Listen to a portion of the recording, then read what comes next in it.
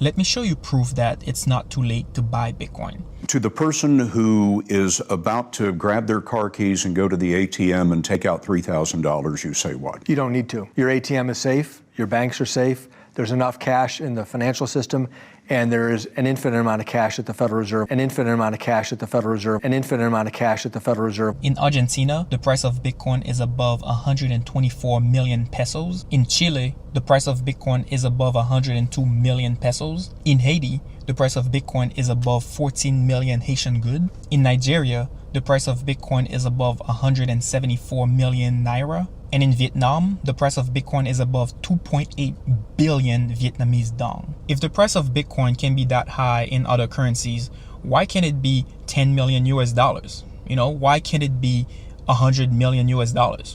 You know, what's the difference between the US dollar and all these other currencies?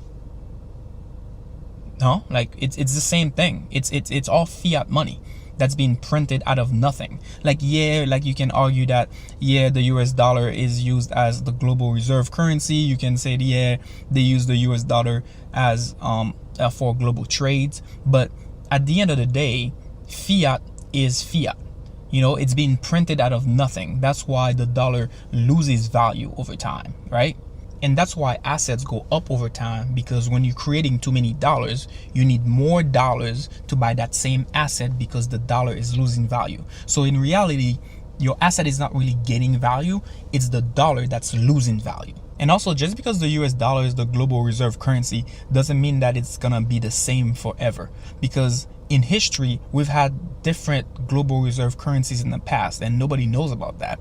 Back in the days, Portugal was the global reserve currency from the 1400s to the 1500s. Then Spain took over from the 1530s to the 1600s. Then the Netherlands took over from the 1600s to the 1700s. Then Britain took over from 1800 to the 1900. Then ever since the Bretton Woods system, the United States has been the global reserve currency. At the end of the day, whether you like it or not, every fiat currency is gonna go to zero. I mean, I even asked AI, and AI was like, every fiat currency in history has eventually gone to zero. The US dollar is just the least worst survivor so far. The least worst survivor so far. Sheesh, that's crazy. Even AI knows that fiat is gonna go to zero. So why are you saving in dollars if it's gonna go down to zero? Why are you doing that? Come on, man. Whether you like it or not, whether you buy it or not, Bitcoin is gonna go to millions of dollars.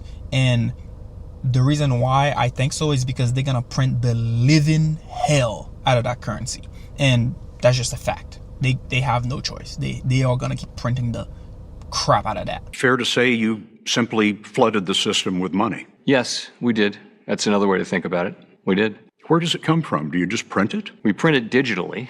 So we as a central bank, we have the ability to create money, and we do that by buying treasury bills or bonds or other government guaranteed securities, and that actually increases the money supply. We also print actual currency, and we distribute that through the Federal Reserve banks. And if I was you, I would get some just in case it catches on. And a lot of people keep saying that, oh yeah, Bitcoin is a bubble, it's eventually gonna go to zero.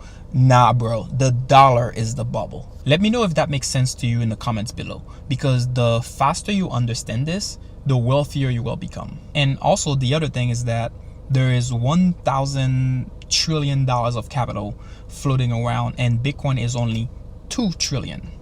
2 trillion. We are so early, it's ridiculous. So no, you are not too late to Bitcoin. As long as you can exchange those pieces of papers for Bitcoin, then no, you're not too late. Consider yourself late to Bitcoin when you have to work to earn your Bitcoin.